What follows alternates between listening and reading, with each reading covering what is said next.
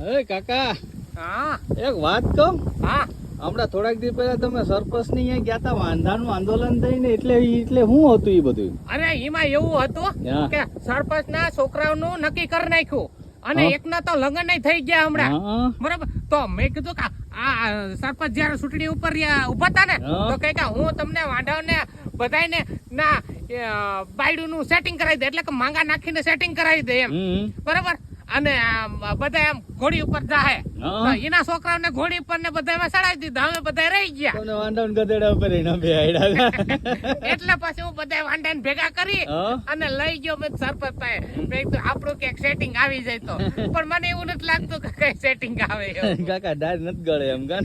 નહીં, હવે એના 5 વર્ષ પૂરા થઈ જાય અને કોક બીજા વિશે ત્યારે મેળ ખાય તો. ઓહો, હવે તો આશાના કિરણો એમ ને. હા હા, બસ જો. હવે 455 વાંઢા રહ્યા છે, હા. નકર 555 હતા ને એમાંથી 100 તો પરણી ગયા. શું વાત છે. હા. તોય સારું કે આપણા ગામના હો તો ઘર બાર થયા. આ નકર તો તાળા મારવાના જ છે. ખબર જ છે. વાહ કાકા વાહ.